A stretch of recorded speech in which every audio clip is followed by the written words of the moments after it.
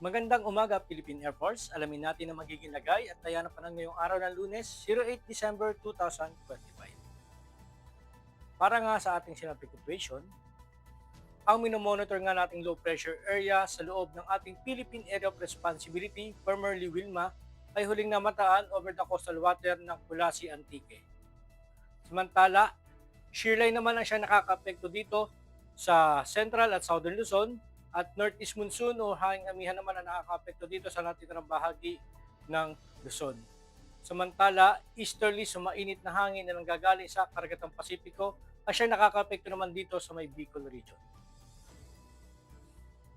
Para sa ating general area forecast, asahan natin na maulap na kalangitan na may kalat-kalat na pag-ulan, pagkulog at pagkidlat, partikular na dito sa Metro Manila, sa natitirang bahagi ng Cagayan Valley, sa natitirang bahagi ng Central Luzon, sa natitirang bahagi ng Calabarzon, dulot ng Northeast Monsoon. Samantala sa Cordillera Administrative Region, Cagayan, Nueva Ecija, Nueva Vizcaya, Quirino, Aurora at Quezon, partikular na nga dito sa may Bicol Region at may Maraupa, dulot nga ng LPA, shearline, at easterlies ay makakaranas din ng maulap na kalangitan na may kalat-kalat na pag-ulan, pagkulog at pagkidlat.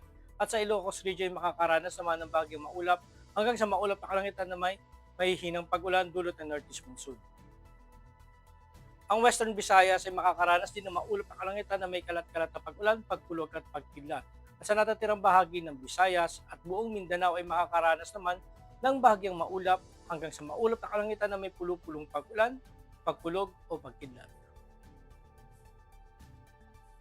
Para naman sa 3-day forecast sa Metro Manila, asahan natin sa susunod 3 araw simula bukas hanggang Huwebes ay makakaranas ng bahagyang maulap hanggang sa maulap na kalangitan na may pulupulong pag-ulan, pagkulog o pagkidlat.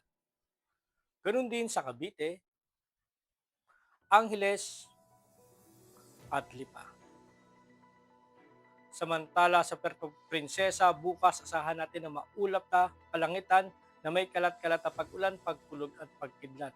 At pagsapit ng Miyerkules at Huwebes, asahan naman natin ang bahagyang maulap hanggang sa maulap na kalangitan na may pulupulong pag-ulan, pagkulog o pagkidlat.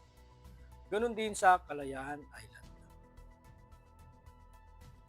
Samantala sa Lapu-Lapu, bukas hanggang sa Huwebes, asahan natin ang bahagyang maulap hanggang sa maulap na kalangitan na may pulupulong pag-ulan, pagkulog o pagkidlat. Ganon din sa Davao at sa Zamboanga.